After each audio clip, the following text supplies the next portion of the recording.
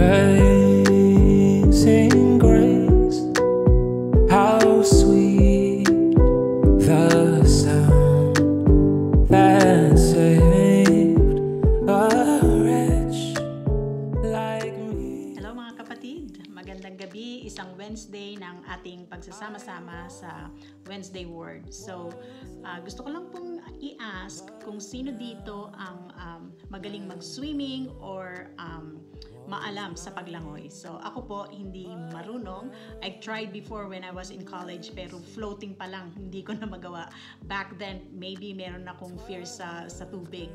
Pero, meron pong nangyayari ngayong US Olympic championship sa about swimming, and I was watching the other day, nakita ko kung paano ang gagaling ng mga swimmer, ang galing nilang may different types ng paglangoy. So I also look in Google, although wala akong alam sa paglangoy, pero ito po ang illustration na gagamitin ko ngayon para sa ating pagsasama-sama. So merong different kinds of stroke sa pagsiswimming, different types. Merong backstroke, merong front stroke, merong breaststroke, meron ding butterfly, may side stroke.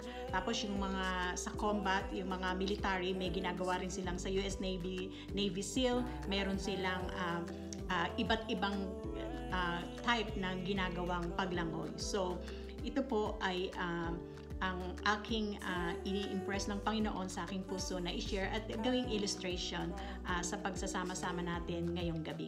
Anyway, bago po yan, tayo po ay sama-samang manalangin at humingi ng paggabay sa banal na Espiritu sa atin ngayong gabi.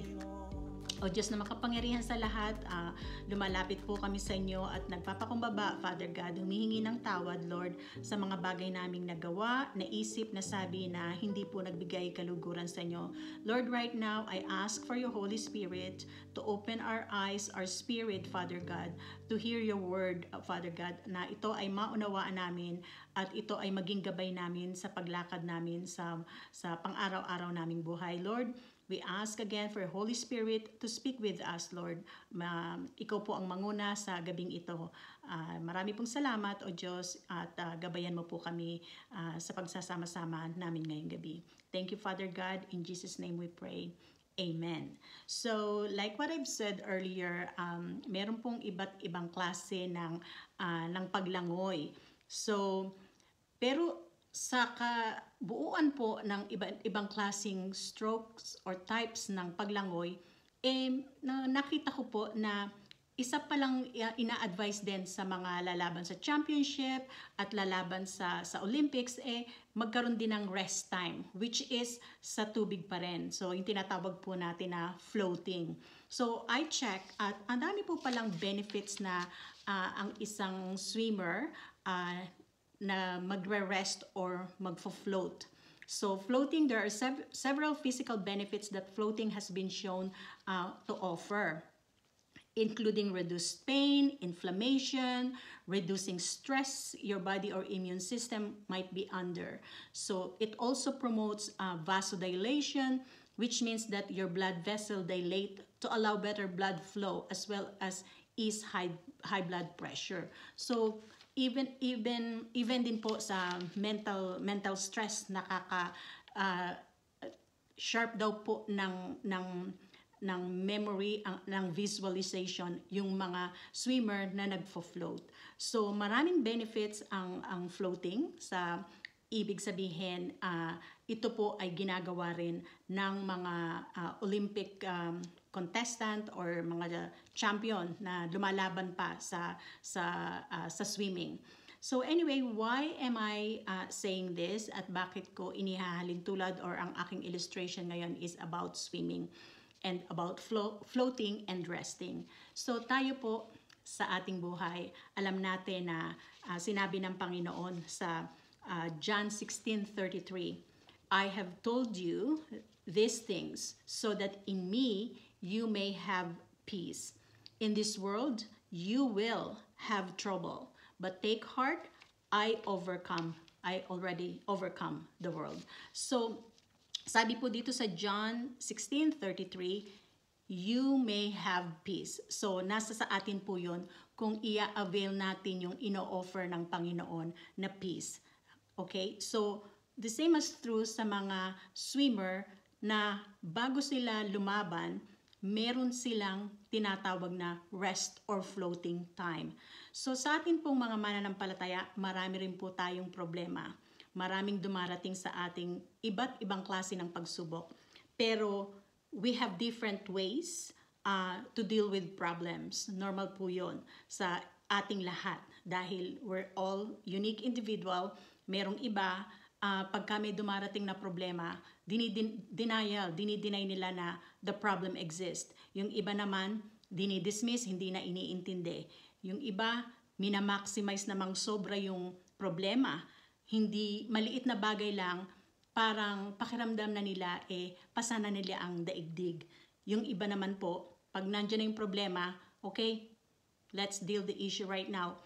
At yung iba, wala pa yung problema, pinoproblema na. Yun ang mahirap, no? Kasi may mga bagay sa mundo na minsan talagang meron tayong iniisip na what if, paano ba to kung ganito mangyari? Kumbaga, lalo pag nagpapalaki ng anak, parang hindi mo alam kung paano ko ba palalakihin ang anak, right? Nandun yung fear natin, nandun yung anxiety natin na wala pa yung problema, pinoproblema na natin, right? So, ngayon po, ang ating book na babasahin is, maliit lang po, Matthew 11:28-30. Sabi po rito, sa top po nung title nitong book na ito, from 25, Rest for the Weary. Yung po bago mag Matthew 11:25. Pero basahin lang po natin, jump na tayo sa Matthew 11:28-30. Sabi po, Come to me, all of you who are weary and burdened, and I will give you rest. Take my yoke upon you and learn from me, for I am gentle and humble in the heart, and you will find rest for your souls. For my yoke is easy and my burden is light. Pagpalain po ng Diyos ang kanyang salita.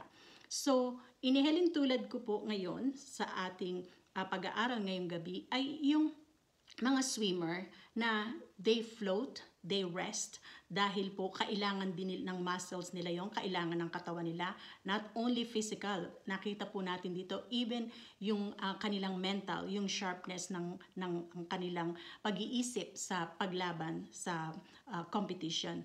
So tayo po bilang mananampalataya, minsan sa sobrang problema na dinadaanan natin, nakakalimutan na nating mag-rest. Nakakalimutan natin ang promises ng Panginoon sa sinabi niya sa kanyang salita. So paminsan, nandoon na yung paglaban natin sa problema.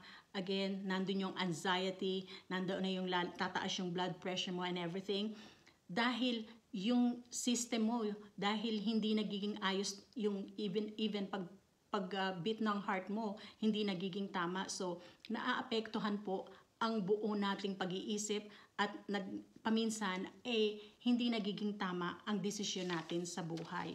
So, sabi dito po sa Matthew 8:23-27, kung matatandaan natin na matapos pong ang Panginoon ay mangaral ng salita, magpagaling ng mga may sakit kasama ang mga disciples, nakita po natin na sumakay sila ng boat at dumating yung malakas na storm, na bagyo.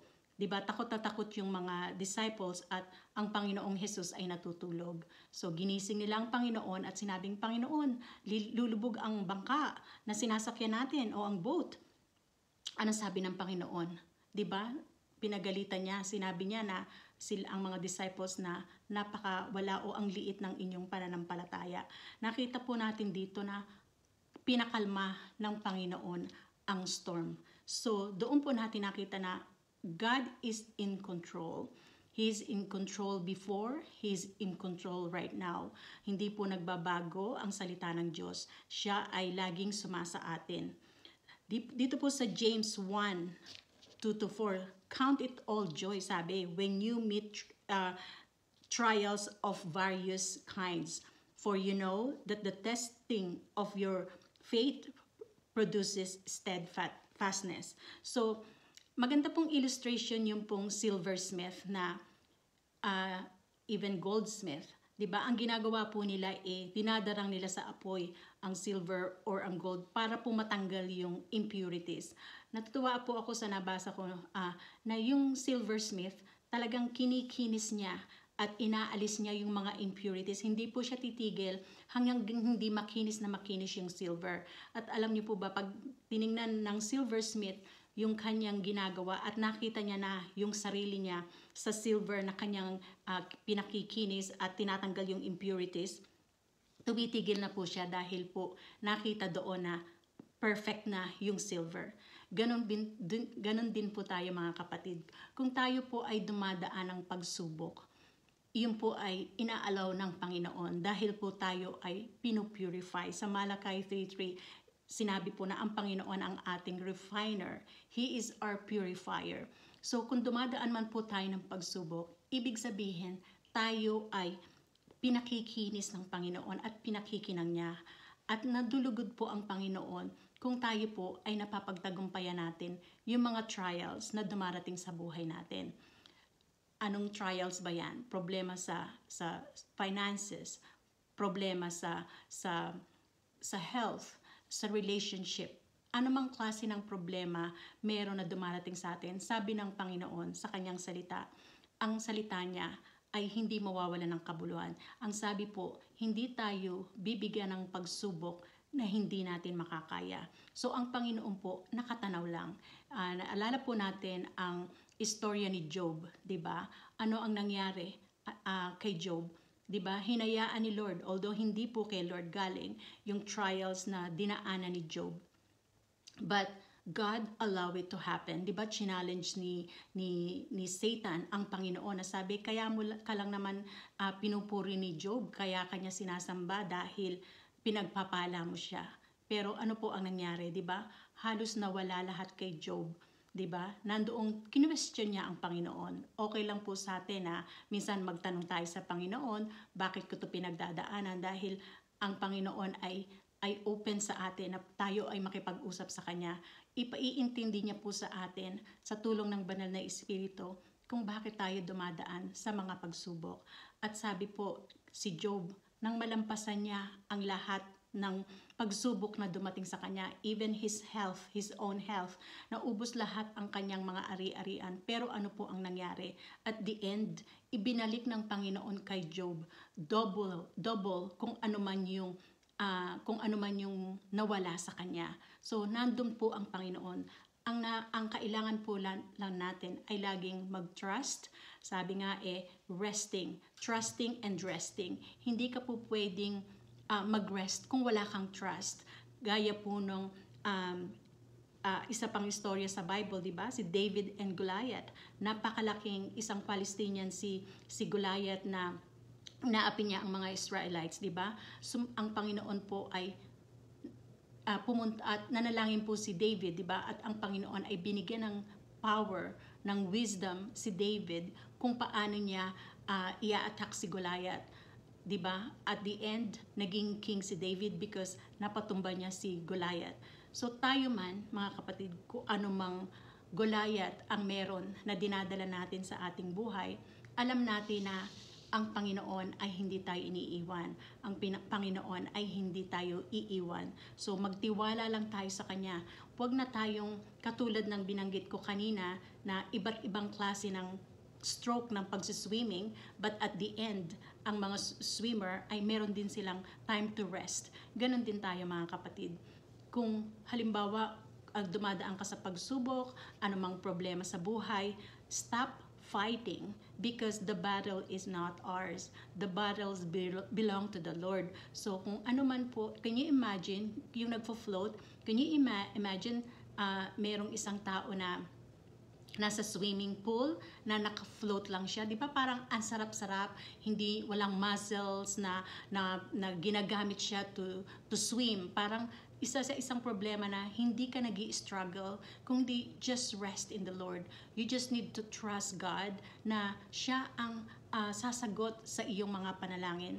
May mga pagsubok na minsan akala mo tapos na, hindi mo na kaya.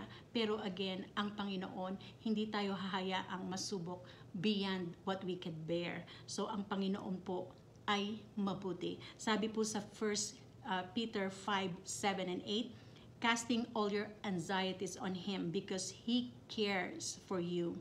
Be sober-minded, be watchful for your adversity. The devil prowls around like a roaring lion, seeking someone to devour.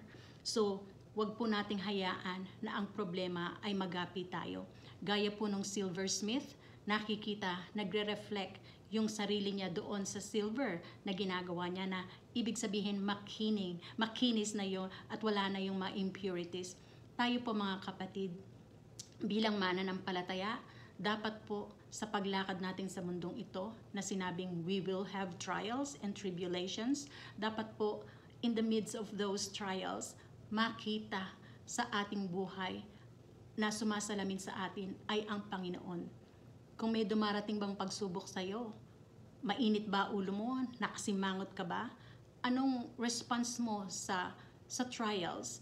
Pumupunta ka ba sa mga places na say iinom ka ng alak para hanggang malasing ka, hanggang makalimutan mo yung problema mo? Anong kinakapitan mo, kapatid? Sa Panginoon lamang dapat tayo lalapit. Dapat makita ng mga witnesses, ng mga taong hindi nakakilala sa Panginoon, na tayo ay merong Diyos. That we trust and believe the existence of the Lord. We trust and believe His Word, di ba? Ang salita ng Diyos, ang Biblia, ito po ay ibinahagi sa atin. Hindi para lang tayo basahin natin at i-inform tayo na ang Diyos ay, si Jesus ay namatay, pagkatapos ay nabuhay, pagkatapos ng 3 araw siya nabuhay na muli. Alam po natin, nababasa natin ang mga hinirang ng Panginoon kung paano nila nalampasan ang mga pagsubok. Yun po ay nababasa natin. Pero ang Bible po na binabasa natin, hindi lang para malaman natin ang mga bagay na yon, kung hindi para tayo ay matransform. Matransform in a sense na pag dumarating yung pagsubok, just rest in the Lord. Ang rest is hindi lang pag Sunday na sinasabi na Sabbath, na magre-rest ka every Sunday. No, amen. Ang rest ay everyday. Sa pang-araw-araw, rest in the Lord. Rest in His promises. Rest in His love. Rest in His faithfulness. Ang Diyos ay hindi sinungaling. Ang Diyos ay buhay at makapangyarihan. Sinabi niya yon sa iyong salita. Ang katungkulan natin bilang mananampalataya ay paniwalaan at panindigan ang kanyang mga salita. Balik po tayo, sabi po dito sa Matthew 11:28, come to me, all of you who are weary and burdened, and I will give you rest. Diba? Sabi sa, and dito na po, available sa atin just to claim it. Libre po para sa atin na namnamin at ipamuhay ang salita ng Diyos. Sabi, cast all your burdens to me. Ano po ang ibig sabihin ng all? All. Lahat. Huwag kang magtira para sa'yo ng mga burdens na yan. Dahil nga, hindi tayo ang lalaban sa pagsubok na yan. Hindi tayo dapat magapi. Ibigay natin lahat. Cast everything to the Lord because He's able and capable of helping us, para siya ang lalaban para sa atin. Mayroong mga problema, pagsubok, rest upon His words. Rest upon His promises. Kailangan lang po natin ay manampalataya. Kailangan po natin magtiwala. Always seek God. Seek ye first the kingdom of God, and all these things shall be added unto you. Dapat din po, meron tayong gawin in a way to trust Him. Hindi man pwedeng basta na ang salita ng Diyos alam ko, nandiyan ang salita ng Diyos, pero hindi natin ipinamumuhay. So, kailangan po mga kapatid, tayo po ay manampalataya at magtiwala na merong Diyos na hindi tayo iiwan at hindi tayo pababayaan. Different strokes, different types of swimming, iba't ibang types, different types ng mga pag-response natin sa problema, alisin natin yan. Like the swimmer, they just rest prior to their battles. Ganon din tayo, let's just rest in the promises of God. Nandiyan siya, nag-aantay lang na tayo ay lumapit at magtiwala. Sabi po sa Matthew 6:25-27, therefore, I tell you, do not be anxious about your life, what you will eat or what you will drink, nor about your body, what you will put on. Is not life more than food, and the body more than clothing? Look at the birds of the air. They neither sow nor reap, nor gather into barns, and yet your heavenly Father feeds them. Are you not more of value than they? And which of you, by being anxious, can add single hour to his span of life? Mga kapatid, wala pong maitudulot na positive thing ang maging anxious, ang mag-worry. Sabi nga po, worry is a sin. Kasi pag nag-worry ka, it means that you don't trust God. You don't believe in His power and His existence. Pagka nakaramdam po tayo ng fear or anxiety or worry, just go to your prayer time. Go ask God, Lord, alam ko po, hindi tama na ako'y nagwo-worry. I'm sorry God, alam ko po na ikaw ang makapangyarihan. Lord, ibinibigay ko to sa inyo. Hindi ko kaya, pero naniniwala ako at nananampalataya sa iyong kapangyarihan na wala na problema na darating sa buhay ko na hindi ko makayang malampasan dahil kasama kita. Kapatid, hindi tayo nag-iisa, hindi ka nag-iisa. Ang Diyos ay Diyos noon, Diyos ngayon, at Diyos magpakailanman. So, ang iniintay lang niya para sa atin na kanyang mga anak ay to trust Him. Again, just trust with all your heart and God will give you rest. Amen? So, ang title po ng aking share ngayong gabi para sa inyo is Trusting and Resting. Trust in the Lord and rest upon His promises. Amen? So mga kapatid, iyan po ang aking maigsing na-share sa inyo na nawa ay mabigyan ang bawat isa ng kalakasan. Alam ko po, alam nyo na to. Alam ko po na lahat tayo ay nagtitiwala. Pero minsan, we need some reminders sa kabutihan ng Panginoon. We're here to assist each other and to remind each other the goodness of the Lord. Amen? So, samahan niyo po ako sa closing prayer. Lord God in heaven, we just want to thank you once again sa oras na ito na binigyan mo po kami ng pagkakataon na makapag-share at ma-remind kami ng iyong kabutihan. Lord, may pinagdadaanan man kami, Father God, sa ngayon or sa mga darating na panahon na ma-remind mo po sa amin sa tulong ng iyong banal na Espiritu to rest in your promises, to rest sa iyong mga salita, Father God, to rest in your love, Father God, na kami ay i-lift namin sa iyo ang lahat, Father God. Maliit ang aming kakayanan, maliit ang aming pangunawa, ngunit sa banal na Espiritu na sumasa amin sa tulong mo, O Diyos, kami ay maunawaan namin to na ang pagsubok na dumarating sa aming buhay ay kasama ng buhay namin dito sa mundo, pero ang maganda roon, ang magandang ikiniklaim namin ay kasama ka namin, Father God, hindi kami nag-iisa. Lord, napakabuti mo sa amin. Nagpapasalamat po kami sa lahat-lahat ng pagpapala na ipinagkakaloob mo. Lord Jesus, without you, we will be lost, God. Lord, thank you for the blood of Jesus. Thank you for the Holy Spirit. Thank you, Father God. We just want to thank you and honor you. In Jesus' name, amen. Amen. Salamat po mga kapatid. Amazing grace, how sweet